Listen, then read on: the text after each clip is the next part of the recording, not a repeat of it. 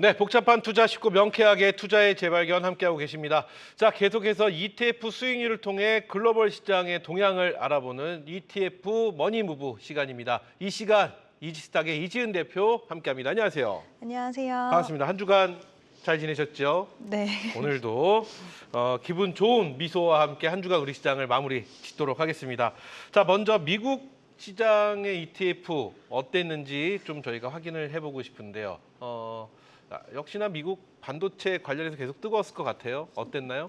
네, 일단 미국 시장 전반적으로 좀 먼저 살펴보면 일단 네. 미국 같은 경우에 지금 소비자 물가 지수가 이제 다시 한번 물가가 좀 올라가고 있다라는 시그널이 살짝 보이기는 했지만 시장에서 크게 우려감이 짙어지는 모습은 아니었습니다. 네네. 연준 인사들도 약간은 매파적인 발언을 내놓기도 했지만 시장은 엔비디아를 필두로 이제 AI 반도체 관련주들이 시세를 좀 강하게 내 보이면서 다시 한번 시세에 대한 연속성 그리고 좀 강한 시세를 이어가는 시장의 전반적인 흐름들이 좀 이어지는 그런 모습이었는데요. 네. 지금 ETF만 본다 하더라도 거의 반도체 관련된 종목들이 이제 상승률 상위에 포진해 있는 모습을 볼 수가 있고 네. 결론적으로 이제 모건 스탠리에서 우리나라 쪽 반도체 기업들에겐 굉장히 부정적인 평가를 내놓는 반면 그렇죠. 지금 미국 관련돼서 AI에 대한 평가들은 굉장히 긍정적으로 이야기를 하고 있습니다. AI 시장의 성장성 그리고 엔비디아가 이번에 블랙엘 신규 블랙엘 출시가 되고 나서 완제품이 이제 네. 매진이 된다, 완판이다 이런 얘기 계속 이어지고 있습니다. 수익률도 엄청납니다. 네, 그러다 그렇죠? 보니까 네. 만약에 주문을 해도 12개월 후에나 받아볼 수 있을 정도라고 하니까 네. 더욱더 AI 시장에서 반도체 관련주 엔비디아 이런 중요도 이런 부분들이 더욱더 부각을 받고 있고 그에 따른 다른 종목들까지도 연동해서 좀 흐름을 같이 하는 모습들 보여주고 있는데요.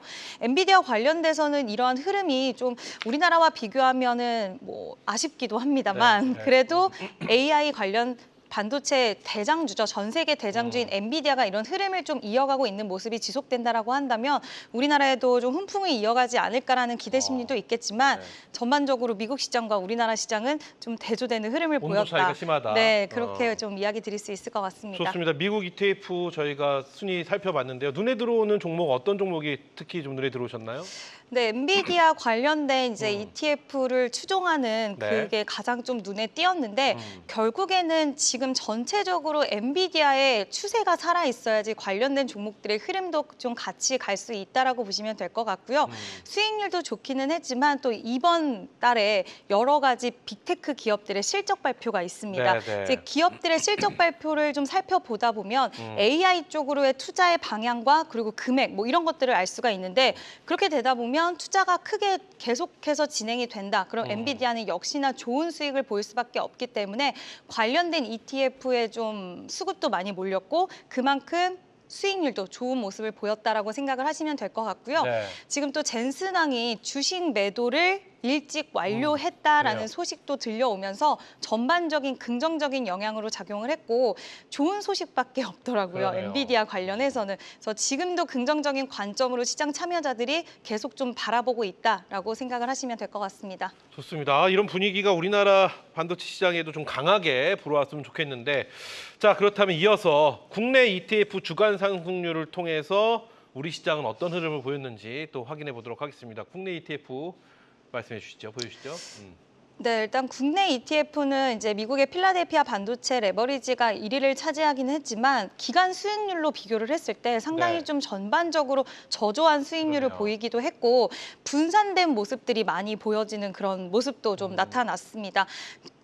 우리가 딱 이야기를 했을 때 한국 ETF 주간 상승률에서는 결국에는 우리나라의 중심보다는 네. 미국 쪽의 중심적인 그러네요. 모습들을 많이 나타내주는 모습이 보여졌고요. 지금 타이거 글로벌 사이버 보안 같은 경우에도 우리나라 기업들을 포진하고 있는 ETF가 아니라 이제 외국 기업을 그래요? 상대하고 있는 상품이기 때문에 좀 아쉽다라는 생각이 들기도 했지만 네. 시장의 전반적인 체력 자체가 지금 상당히 좀 약해져 있기 때문에 이 부분은 어쩔 수 없지 않을까라고 생각을 합니다.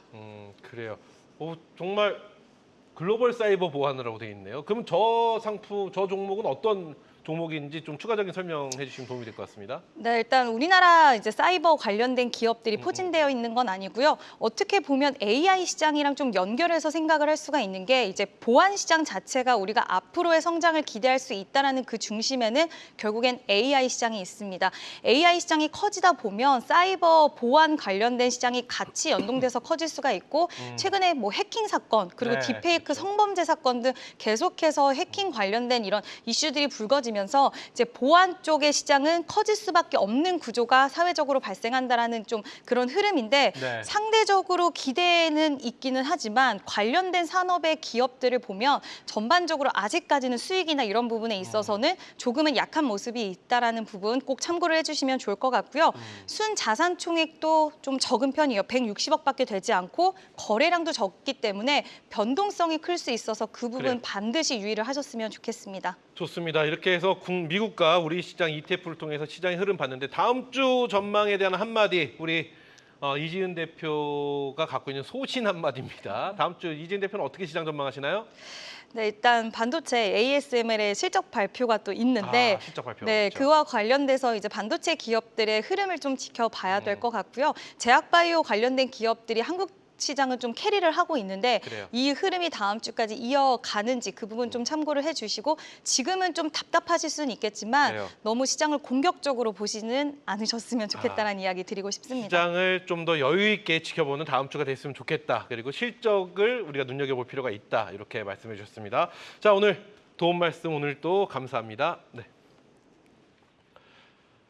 자, 복잡한 투자 쉽고 명쾌하게 투자의 재발견 오늘 저희가 준비한 시간 여기까지입니다. 자, 어떤 상품을 어디에 투자할지 모르겠다 하시면 다음 주 금요일 저녁 명쾌한 투자의 재발견으로 함께해 주시기 바라겠습니다. 자, 그럼 다음 주 금요일 저녁 5시에 뵙죠. 감사합니다.